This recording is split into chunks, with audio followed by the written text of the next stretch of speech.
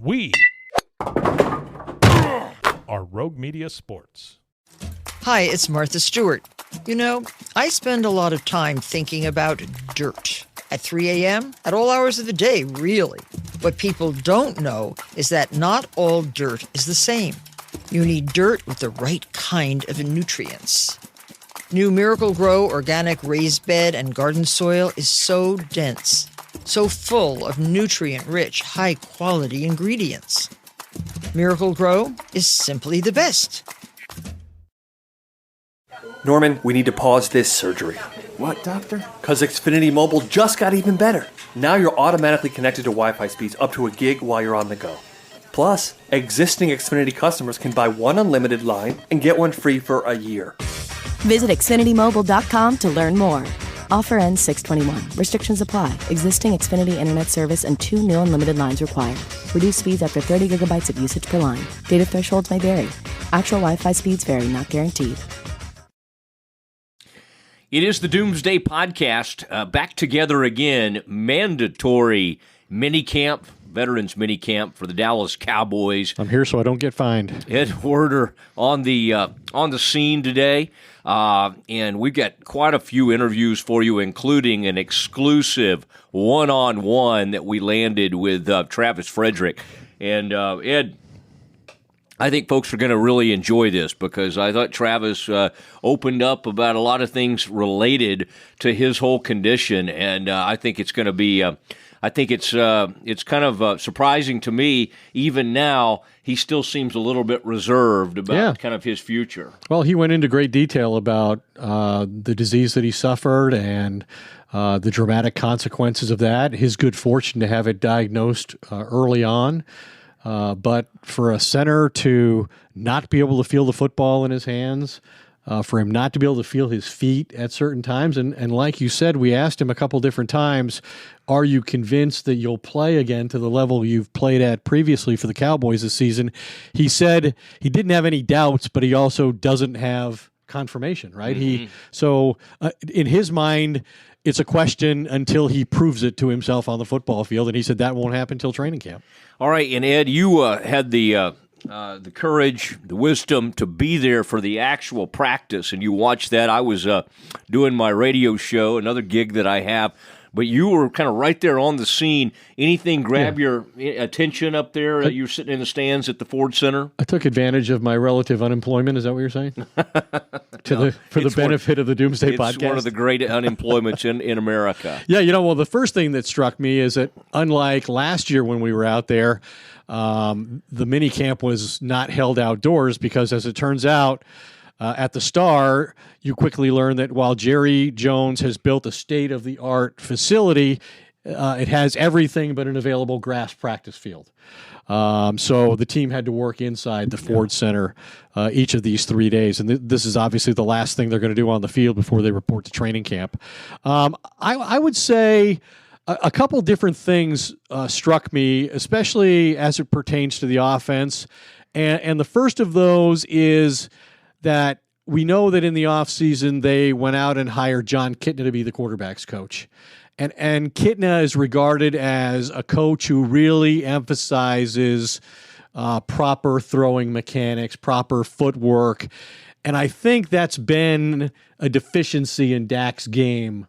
If you could say anything bad about a guy who was drafted as a developmental quarterback and then went on to start every game for first three seasons of his career, displacing a guy who's probably going to be in the Ring of Honor, Tony Romo, I think it would be that. And I think this is going to improve his accuracy. Dak's reputation has been he's a guy who's a gamer, but doesn't always impress in practice. I think he's throwing the ball very impressively in practice. And when you talk to his teammates, they'll talk about, as Jason Witten did, he's throwing it to them as they come out of their break. The ball is there. It's accurate. It's got velocity, location. So I would say that's the first thing that struck me. And then I think the other curiosity, wrapping this up, because it's only supposed to be 2 minutes long, and we're probably already at 5 minutes. But okay. I think the other thing is kind of the ingenuity, if that's what you can call it, with Kellen Moore now involved as the offensive coordinator, designing plays. I saw things that we don't associate with the Cowboys that other teams do very commonly, such as bunching receivers. I saw the Cowboys put Amari Cooper and Michael Gallup and Randall Cobb on the same side in a very tight formation, and then kind of run a wheel route out of that for a deep completion to Randall Cobb. Is that legal for the Cowboys? It hasn't been in the past. It has been something that they've avoided challenging the officials on because of the replay system, I believe. But I think replay's now been changed, and it does allow these sorts of formations. So the Cowboys seem intent on at least experimenting with them during practice. Well, we've got some big time interviews, and in fact, that Travis Frederick one, excited to share that with you. And it is time for the Doomsday podcast. Frito, play the music, sir.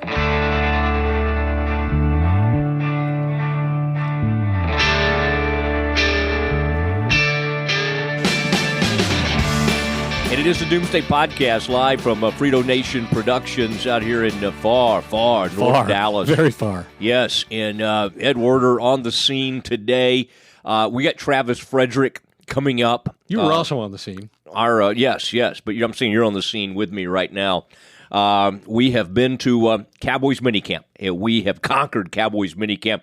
Ed, you came all the way back from the gorgeous climate. And by the way, pretty nice temperatures here. You avoided some of that nastiness of Sunday. Boy, we were wiped out. A lot of us in Dallas and Richardson and all the areas got to hit pretty hard up here in Allen, where Frito is. But we have survived, and it is time to discuss Cowboys minicamp. I walked in yesterday, Ed, and boy, our reputation preceded us. I walk into the minicamp. Jason Witten greeted TV me. Guy? A very, very animated Jason Witten. Did I say Gary? No, I said, the TV guy? That's right, the TV guy. He's back on the scene. And boy, he hasn't missed a beat. You know, and I think one of the things that really struck me right off the bat, there was a little bit of discussion on, hey, maybe he'll only play like 25 snaps this season. He scoffs at that. He's having a fun time laughing about that because at age 36, 37, whatever he is, I think he's 37 now, he's going to be out there every single chance he gets. They'll give him some off days in training camp, and especially in these OTAs and this mini camp. He'll go get some rest before camp, but Ed, he looks better to me, honestly, from a physical standpoint. You visited with him a little bit today as well. What's that? Toupee aside. Well, the He's toupee. now sporting the bald head. Yeah, he's just embraced. I don't know if it was a toupee as much as I actually think he's admitted that they actually did some coloring work on him. They kind of used some kind of pencil to kind of color in some hair. But this guy is ready. This guy's ready to go, and so I don't think there's going to be a lot of we're only going to play him 20 snaps this season. Well, I think one of the things that has defined Jason Witten's career with the Cowboys is, he's played more games than anybody has ever worn the uniform, is his not reluctance to come off the field, but refusal to come off the field. There have been times in the past where Jason Garrett, the coaching staff, wanted him off the field, and he refused orders to come off the field. He believes that strongly in his ability to make a difference offensively. And in this case, I don't think there's anybody who's a real threat to him in terms of a young guy, that they're developing who can't suffer losing playing time for Jason Witten's presence. Now, I still think there are people even in the organization or who have recently left the organization who still question his ability to have any kind of significant run after the catch. He had a career low in that statistic in his final season in 2017. And to capture the edge in the run game, which is critically important. And I still think he'll do that better than anybody else they have at the tight end position. And all of that's going to play into how often he's on the field versus being on the sideline. I know this. I know in 2017, what until now was Jason Witten's last season as a football player in the NFL, one tight end in the entire league played 1,000 snaps, and it was Jason Witten. So I, like you, will be shocked given how much value Jason Garrett places and how much trust he has in Jason Witten if they're willing to take him off the field in any significant number. But my bigger concern is how many snaps is Zeke Elliott going to play? because to me that determines the outcome of their season. Tony Pollard, they drafted great. They're going to work him in. He's going to get some touches. They want to be careful about overusing Zeke Elliott. Hey, you can't overuse Zeke Elliott. He's your best player. He better be on the field and not next to the coaching staff in every significant moment of every important game. It struck me when I talked to Michael Gallup on Tuesday how much he talked about how Jason Garrett gave everybody, or Jason Witten, when they would come back to the huddle, would give all this advice. It led to me kind of half-jokingly asking Jason Witten about, was he sort of like a player coach? Because he has flirted with the idea of being a coach in the past. I can't help but sort of watch how he's behaving right now and watch his presence in the locker room and think that there's a chance he'll be on this coaching staff soon enough. On it or leading it? I think leading it could be a possibility. I know, and we probably mentioned this when he came back from retirement, but I had somebody who's very close to Witten tell me that if you think Jerry Jones has a man crush on Tony Romo, what he has with Witten, the respect he has for Witten and the affection he has for Witten far exceeds that he possesses for Romo. And don't be surprised if 5 years from now, Jason Witten isn't the head coach of the Dallas Cowboys. Yeah. In 5 years may have been a little conservative, that number. That's think expecting a lot out of Kellen Moore this year in terms of I think, Randall Cobb. Yeah, it's going to be fascinating. We'll talk more about, Ed, this idea of how different this offense looks, because I got mixed messages on that one. I talked to at least one member of the coaching staff who had one thing to say, and then we heard some things from different players in terms of how the formations will look, what this offense, how much different will it look. You talked about some of these bunch formations. We'll talk about that, but I want us to get to, I thought we had a fascinating discussion with Travis Frederick, and we were wise enough to kind of sneak him around the back part of the locker room there, secure that interview, because he's a guy that I think people are wanting to talk to right now, a leader of this. Isn't that interesting? And I think you brought this up with him, that Witten's coming back after having a year away.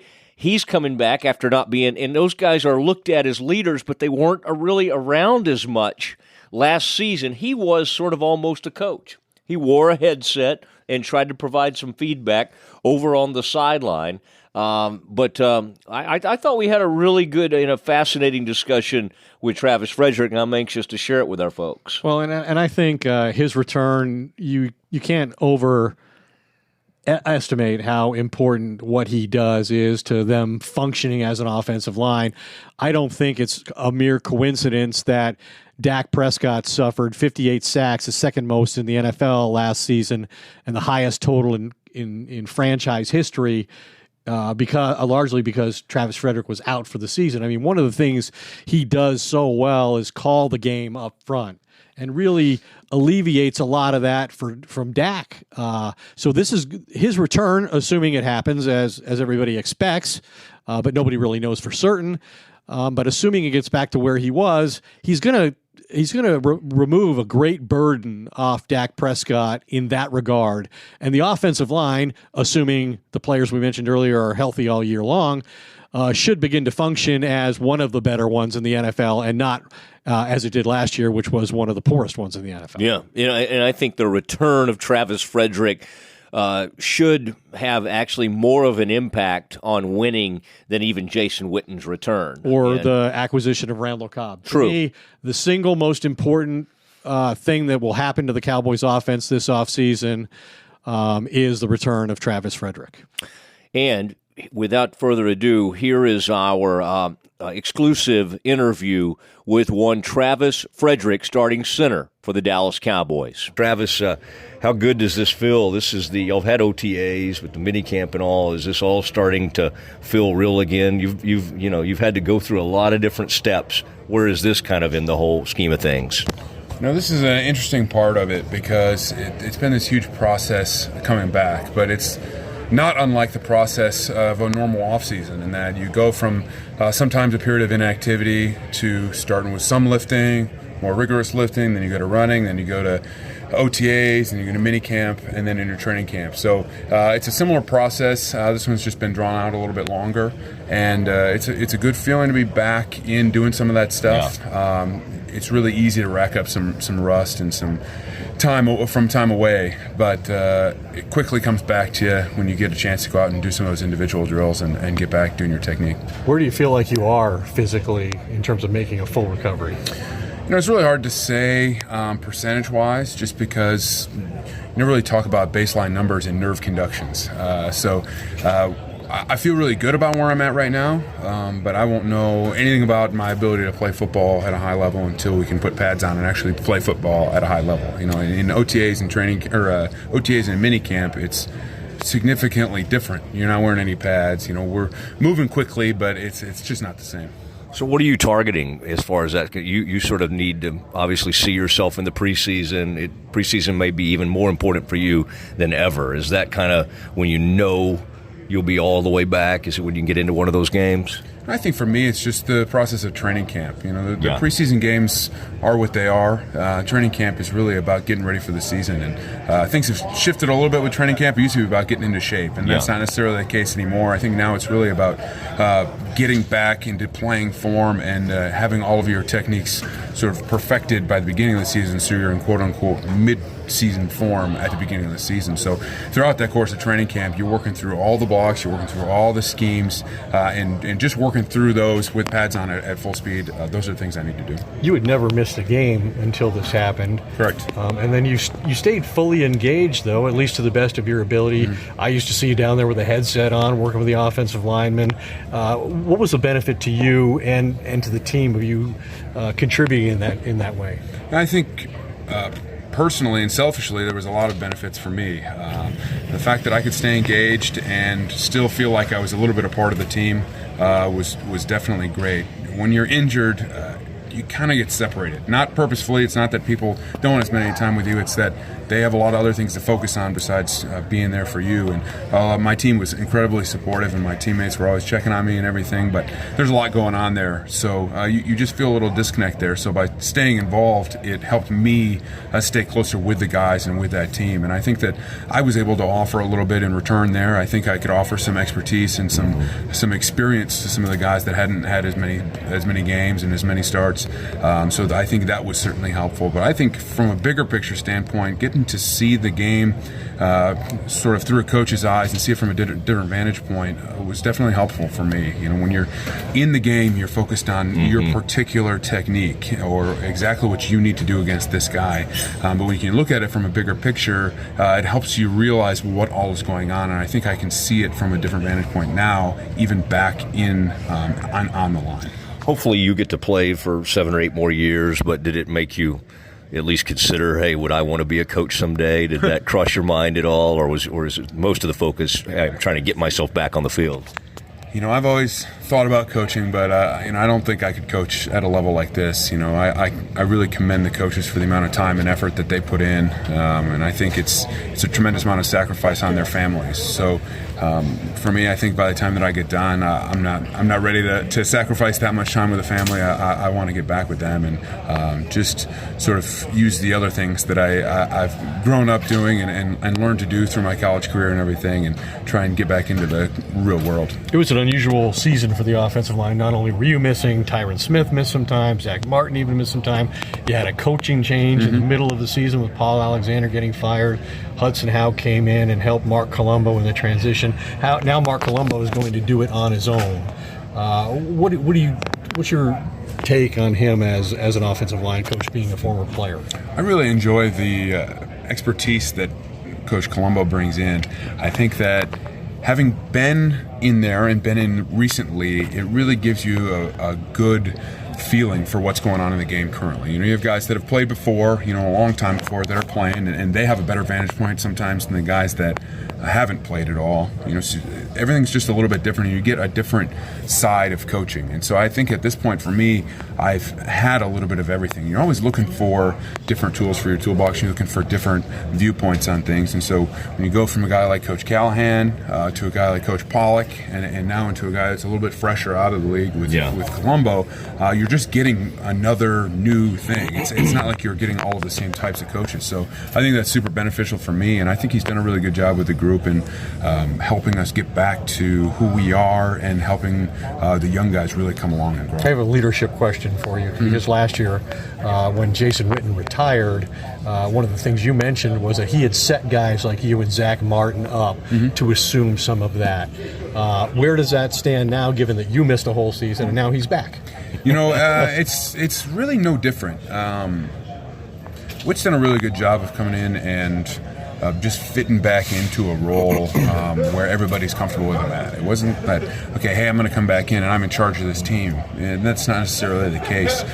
Things transitioned a little bit last year in the leadership roles, where it was less about one or two guys being the head or the leaders of the team, and more so about a group of guys that were doing that. And so when he comes back and joins that group, it's a very natural transition for us back into that space, and he just brings a lot more of that experience and things that we can lean back on that a lot of us have never seen.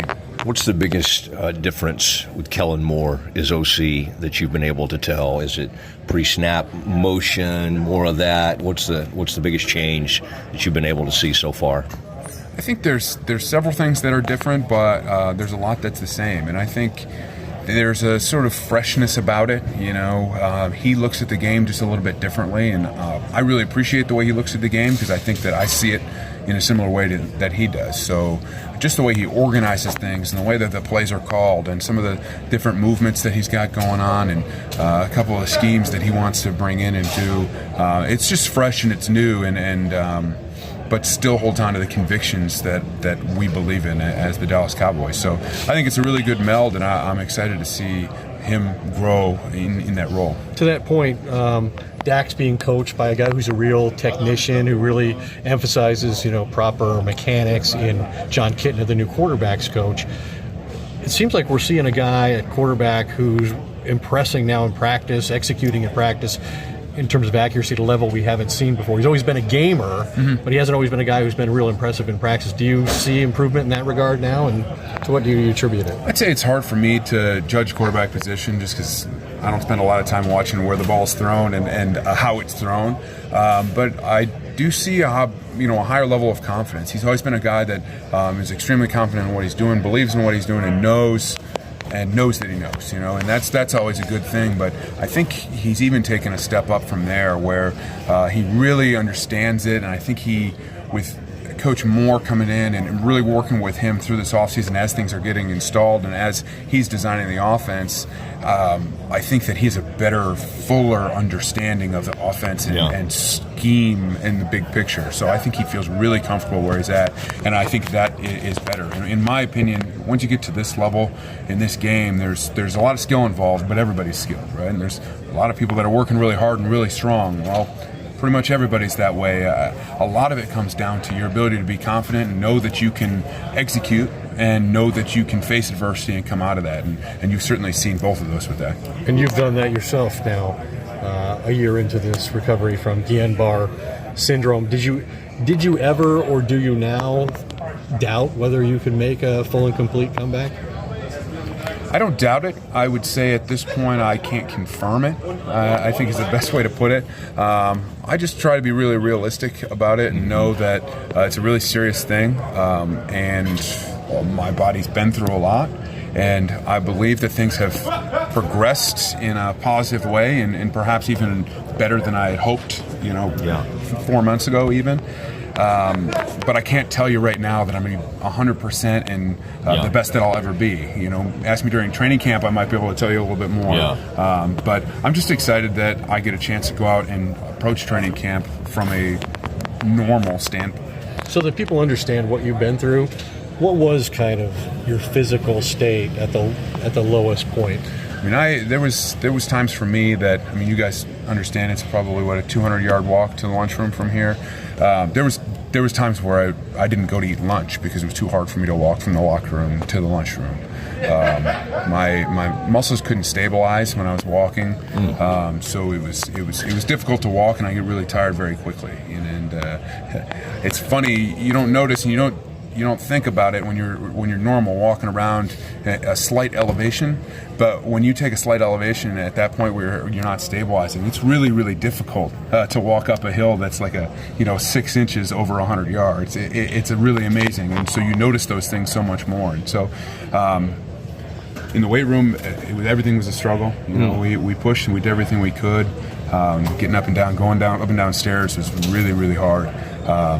Picking up kids, it was pretty dark there for a minute, but luckily I never had any issues in my respiratory system, and luckily I was always able to stay on my feet. I never got to the point where I couldn't walk, because once you get to that point, your body has to you have to reteach it yourself how to walk. So I got really lucky in that regard, and the fact that I had such tremendous medical care here, both with my training staff and our doctors, but my neurologist as well. I was really, really fortunate. It took a couple visits to the doctors, specialists, for you to get diagnosed. But even, I think what you're saying is you were fortunate that it was diagnosed when it was, correct? Because most people who have that are diagnosed after it affects the respiratory. Most times they're on a ventilator before it's even diagnosed. Yeah, it can go downhill really quickly. And I think one of the best things I had going for me was that I was in the best shape that I've ever been in my life, going into a training camp.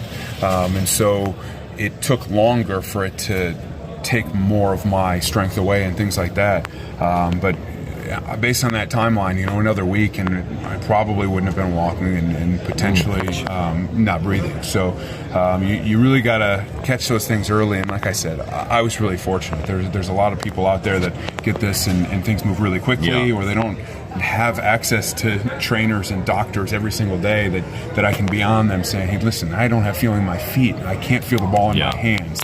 What's going on here? I'm getting these weird symptoms that we can't explain. And that was what was, ultimately able to keep me upright. What was the strangest therapy that you did? Did you try cryotherapy? Was there anything I'm sure people were giving you ideas out of left field. What was the most interesting thing that you tried?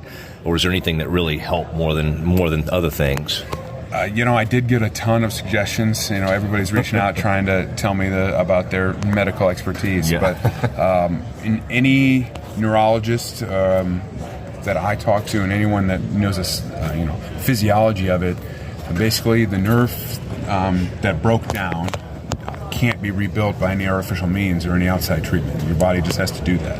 And the best thing you can do is provide your body with the nutrients to be able to do that and rest. And so after I received the treatment to actually treat the autoimmune part that was attacking that was a course of 5 days. Once that's over, then you just have to sit and wait. And that's what all that time was just, I was quote-unquote cured from Guillain-Barré itself. It was just recovering from the effects of it. Wow, what a journey this has been. Yes, Doomsday podcast. I think what kept you going, Travis, was probably just the thought of maybe being on this podcast someday. I mean, did that probably spurred you on a little bit, right? It's always exciting when I get a chance to talk with, high-level journalists and be on a podcast that's broadcast to thousands, hundreds of thousands, millions of people. Yeah, keep going. Well said. Well said. Thanks for your time. Thank you. Appreciate it. Good Glad to see to you. have you back. Yeah, very good to have you back. There he was, Travis Frederick. Just seemed it was really engaging, and it was good to visit with him, and I think it did mean the world to him to be on the Doomsday podcast. And Ed, you've been kind of working your league-wide sources, but there's one thing in particular. There's one player that you talked to that really can shine a light on just how important Travis Frederick is to this offense and what his absence meant. Yeah, Damon Harrison, Snacks, we like to call him, obviously a big defensive tackle who played against Travis Frederick for many years, twice a year when he was with the New York Giants. Now he's with the Detroit Lions, got traded during last season. But I reached out to him when Frederick got hurt or when this disease was discovered and he was placed on IR to get a sense of the context of his absence. And he said, there are plays in the running game that the Cowboys really lean on that only work because Travis Frederick has the unique ability to make certain blocks, to get to certain places on the second level and make a block that most centers can't make. And he said, really, with any other team, given how Dallas relies on Zeke in the running game, this is the equivalent of any other team losing a skill position starter. And when I mentioned that after the interview today to Travis Frederick, he said, Snacks reached out to him almost right away when it was learned that he was going to miss the entire season. And the level of mutual respect between the two is such that not only does that occur, but Frederick said Snacks is the guy that I always measured my season by. How was I able to handle him? He's the toughest guy that I have to block in the entire league on a regular basis. That is very interesting, and Snacks is a big time player in this league, and interesting that the Giants and trying to start whatever the next phase is, some of the guys that they decided to trade and move on from. It is the Doomsday podcast, and it is our special mandatory mini camp. This is a mandatory podcast. It is. We were in the middle of this thing. I came back from Colorado thing for that very reason. You have flown back in from the gorgeous, although it's pretty here too. Usually I say, what do voluntary mean? And I don't come back. But you said this was mandatory, so here I am. That was the famous Darren Hambrick line. What do voluntary mean? That with the Cowboys back in that would have been out at Valley Ranch when Darren Hambrick had that to say.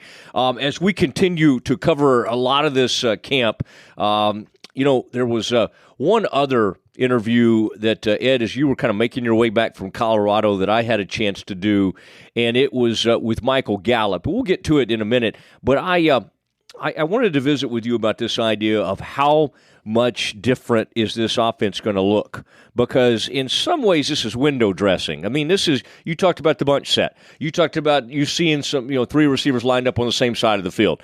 The Cowboys I think the formations are going to look different. I think there's going to be more motion. I think there's going to be some pre-snap magic. That kind of Sean McVay stuff. I think that's what Jerry said. Get me some of those McVay plays.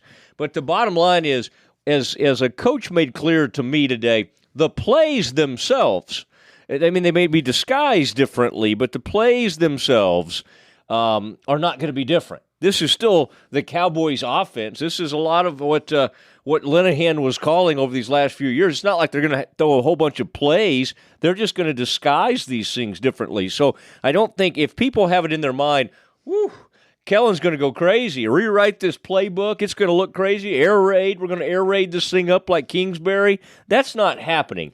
It's just going to hopefully, they're trying to keep these defenses on their heels a little bit more. They felt like they were too predictable. Yeah, well, when you talk to coaches around the NFL, I was talking to John Fox recently, who's a former, head coach, obviously, with the Chicago Bears, Denver Broncos, Carolina Panthers, and a defensive coordinator, for a long time with the Giants. And he was making the point that the biggest thing you have to your advantage on offense on first and second down is you've got to create uncertainty with the defense about whether you're going to run or you're going to pass. The reason defenses are so good on third down is because that question is answered for them. They generally know which you have to do to get another set of downs. So first and second downs, you have to create disguise so that the defense doesn't know if you're going to throw the football or you're going to run the football. Dallas is trying to do this in an era where every advantage goes to the offense, especially in the passing game. The Cowboys are trying to win with defense and the run game. Like, that's not how it's drawn up. That's not how it's easiest in the NFL to succeed. Those are the two things that have been punished or de-emphasized the most. And not only that, but the Cowboys are entering this window now where anytime Dak Prescott's going to become a very highly paid quarterback in the NFL, at what level we're not sure yet, and maybe we'll discuss this further. But they missed the window to take advantage of having a running back and a quarterback on their first contracts. And so now they're going to try and accomplish things with the same cast of players who haven't accomplished the things that they set out to do to this point. And now they have to do it with the same players, costing them a lot more money in the very near future.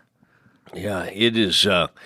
It's kind of remarkable to see how they're going to go about this. The thing that strikes me is, and you and I hit on it when we got out to training camp last year, one of the worries with this Cowboys team was they last year they went into it with just not much clarity at the wide receiver position. They had to go ahead and spend a first-round pick to cover up that problem. That's one of the reasons Scott Linehan is no longer here, because it was, whether he's to blame or not, he sort of allowed that to happen, to go into a season. I don't know that he allowed that to happen.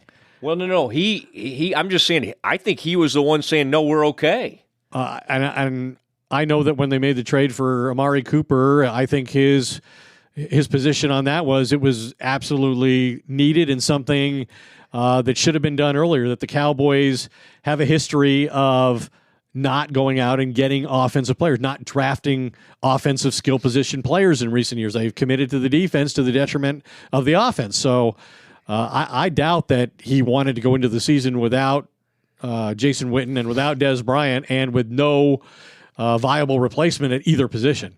I think that position was publicly forced on him by the people who made those decisions, which are Jerry Jones, Stephen Jones, and Will McClay. But I certainly never sensed that he was fighting to keep Dez Bryant. Well, maybe Dez Bryant's not the right guy. I mean, okay, I'm just saying, we may agree to disagree on that one, because I think I think there was some thought that Beasley and Alan Hearns and who else, somehow they were going to Thompson. Yeah, they were going to move all these guys around. The kid, which the they guy didn't from do. Buffalo, and it just didn't. They asked Scott to go do on this college search. Go talk to these college coaches, and I'm not sure. Do what they do. Yeah, I'm not sure Scott really came back and did all that. He might have tried. He might have talked to somebody. This is going to be different. But what strikes me, and why I brought this up, Gallup, Amari Cooper was talking today.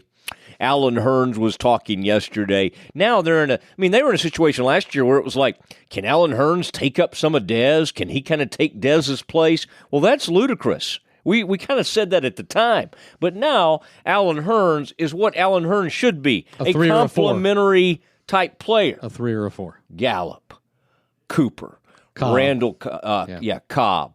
This is to me, there's so much more firepower heading into this season, and that hopefully, I would think for the Cowboys, that they're hoping that opens things up for Zeke. Yeah, and I'll say this.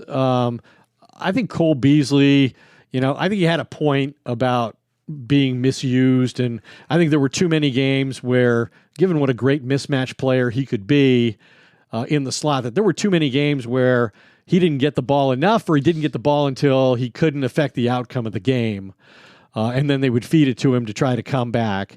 That being said, him leaving for Buffalo, I think the Cowboys have more than replaced him with Randall Cobb. I think Randall Cobb is going to be a much better, more productive player in his role in this offense than Cole Beasley ever got an opportunity to be or could be.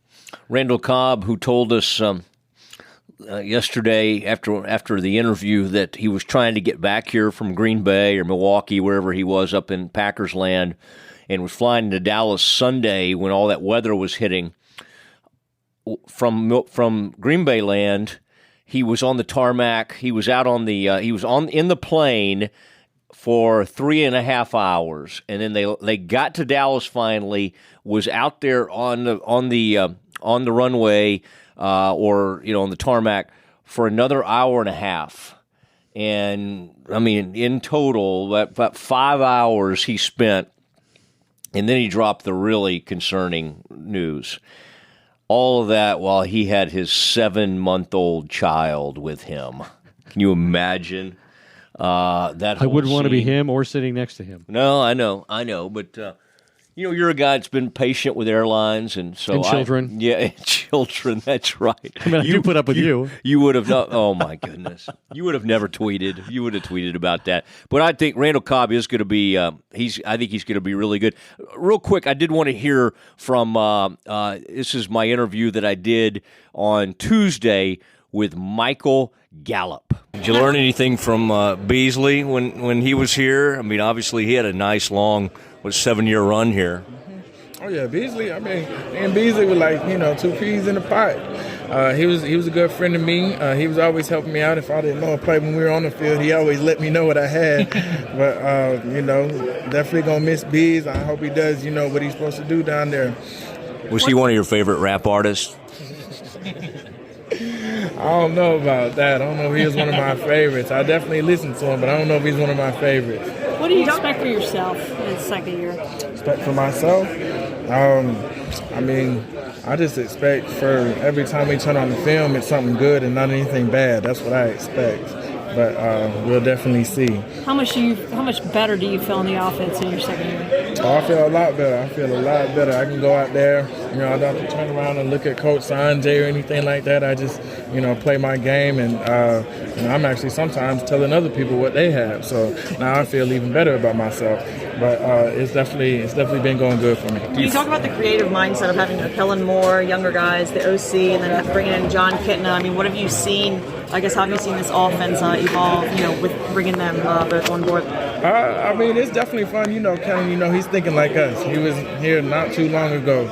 And then also, he was up there at Boise, and at Boise they ran a bunch of, tricks or stuff like that. He made it flavorful for everybody. So definitely having Kellen, just closer around to our age group. So he knows what we're feeling, knows what we're thinking, knows what we're good at. And it's definitely been fun.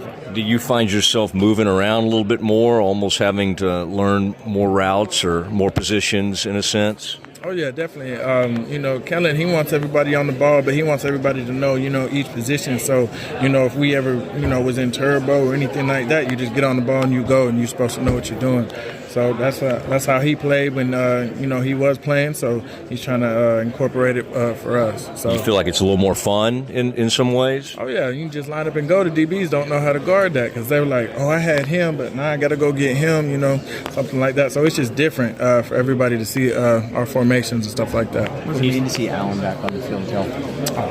That's a blessing right there. For him to make that recovery that quick, be out there running, cutting, and doing what he's doing right now, that's a blessing. We all definitely appreciate what Alan Hearns does for us, and I enjoy seeing him out there because that's my big brother. So hopefully he gets to do what he wants to do, and he has a good year. In what ways is he your big brother? Just did he kind of take you under your wing last year? Always, definitely. Anytime I needed help, anytime I had a question, I was always asking Hearns what it was, and he would give me the answer. He would find out for me. How quick did you go to the hospital to visit him? Were you there the night after? I was there the next day. Because I had, my mom and all them were in town, but I was there the next morning. How are his spirits then? I mean, his spirits, they were as high as they could be. It's always tough when you had to have surgery. I had the same thing, so it's definitely tough. But you did the same thing? Not exactly the same. I had surgery on my ankle. Gotcha. But, yeah, it's definitely tough. So for him to do what he's doing now and coming back to us like that, it's a blessing. What was your first impression of Randall Cobb? First impression of Randall Cobb? He's smart. That was my first impression. Randall Cobb is a smart, savvy football player. Once you had that first impression, was your thought that there's a guy I'm going to be learning from? Of course. He's been in the league for a long time. Got to play with one of the best. Aaron Rodgers back there, quarterback, telling him stuff. I definitely try to pick his brain and stuff like that. But it's good. What have you? I'm sorry, Scholar. What have you done to even get closer to Dak? Obviously, it's so important to be on the same page with Dak. What do you think is the most important thing in you guys sort of growing, evolving relationship? Definitely just communication. Like he had said earlier. You gotta go, boy. You gonna let them boys have you over here, boy? You done? You gotta go eat, boy. Don't be afraid. Tell them boys you gotta go eat. I got you, T. I got you. But just really communication. Going back and talking to him when even if the ball didn't come to me, if the ball did come to me, just going and asking him what he was thinking right there, what he was really feeling, if I need to sit it down, if I need to keep going through. Because when you think like he's thinking, then, it's a little bit easier for you. So. Thank you. Appreciate it. And that was Michael Gallup from the Cowboys mini camp. And Ed, there was some big news this past week in the quarterback ranks. Russell Wilson had announced his deal from Bed, he and his wife there, and Wentz did not go this route, but Carson Wentz with another enormous deal. He and Russell Wilson will essentially make about the same, about $32 million a year is how it'll come out. And the guarantees are very similar. Guarantees are very similar, like $107 million or somewhere in there. What do you think Dak was thinking as he saw that Wentz news? He certainly won more games than Wentz, even if he probably doesn't have the same arm talent and is not to believe to maybe have the ceiling that Wentz does. Had to be a pretty good day for Dak as well as Carson Wentz. Well, I think that the Eagles have always been a far more proactive team in this regard than are the Cowboys. I think Jerry and Steven, they get things done. They don't lose players over money if they truly want them. But this is definitely detrimental to the team's cause because their argument previously has been, well, Russell Wilson got paid, but Russell Wilson's won a Super Bowl and been to another. That's not what Dak has accomplished. Well, now Dak can say, well, Carson Wentz got the same money, and he hasn't done what I've done, which is I've been to the playoffs. I've won in the playoffs. I've helped the Cowboys win 2 division championships in my 3 years as a starter, and I've done it while being one of the lowest paid players, starting players at any position in the entire NFL. So I think the Cowboys are going to suffer the consequences of the Eagles signing Carson Wentz before the Cowboys signed a quarterback taken 3 rounds later in the very same draft class. I think the Cowboys could use that to their advantage, though. I think they could say, we get that Wentz hasn't done that, so we're going to give you Nick Foles money. Well, that'd probably be okay, too, compared to where he is now. Oh, compared to where he is, but Foles didn't quite get the deal, obviously, that Dak is seeking, and Dak's looking in there for about $30 million a year.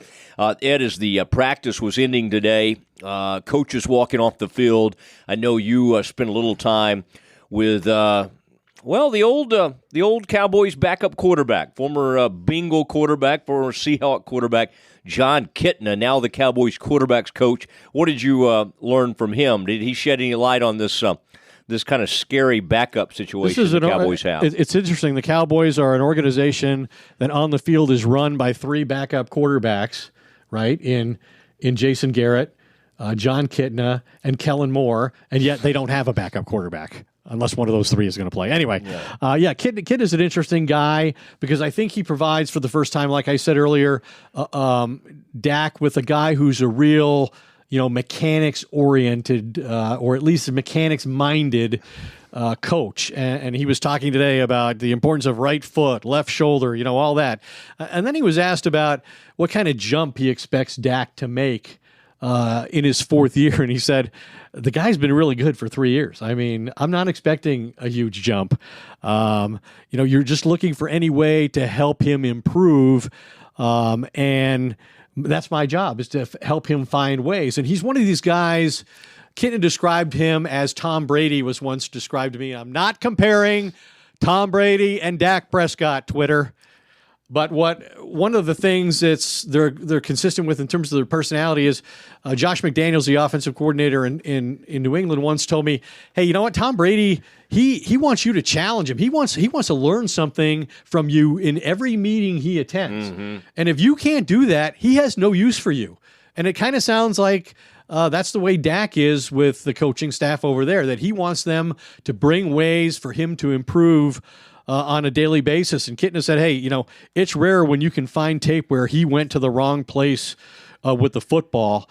And he said, as to where he is at this point in his career, he said, most guys, the game kind of slows down and it becomes more natural and reactionary for the quarterback.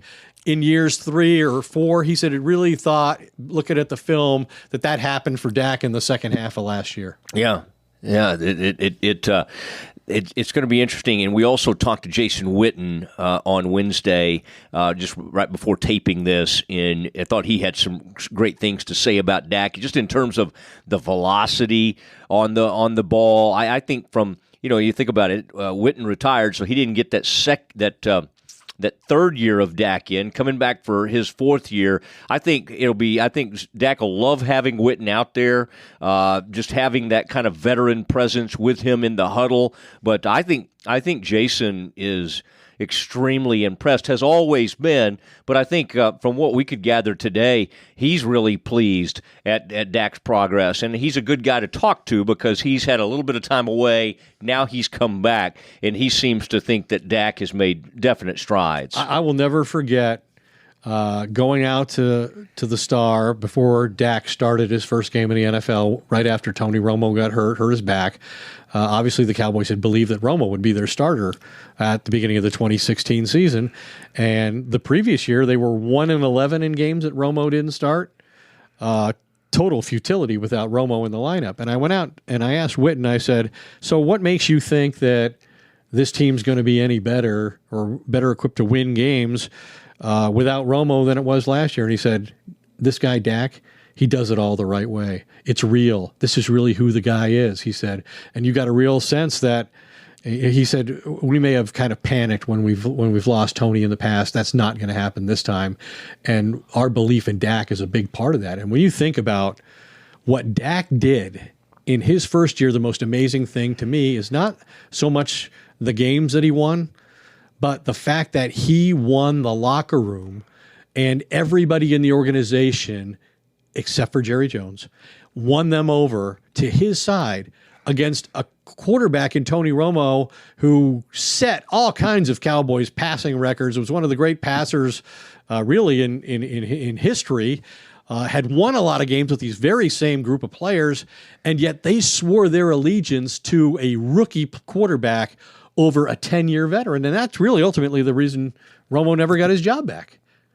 Because of that and the fact that they won 11 straight games with Dak as a quarterback. Yep, and who can forget? Tony obviously had reached out to me and wanted to be on this podcast, but when he was honored at the first time back to broadcast a Cowboys game, and you had some unkind words. I just said something like they never did this for Troy Aikman when he came back to broadcast his first game. I think he won 3 Super Bowls. And Tony said, no, I'm not doing the Doomsday podcast, and let it be known. Ed, good work today. Always fun to see you. Glad you came back in from Colorado for this. It is the Cowboys mini camp. We're not saying goodbye forever, but we will be at training camp. And that's going to be exciting. Yeah. All the bills are going to be paid. The dates are. I always pay the bills. No, let's not push too hard. This isn't Bristol. You don't get it if you don't ask. Baby. That's true. But we'll be with you throughout training camp. It's going to be a lot of fun. Thanks to Mark Friedman. Good to see him. Got him off the golf course. Yeah, he's done a good job. He's been doing some good work out at Top Golf, working on his game a little bit and that kind of thing. And thank you, Ed. Appreciate it. Great to have you here. And I'll look forward to another season of the Doomsday podcast. Say goodnight, Ed. Good night, Ed.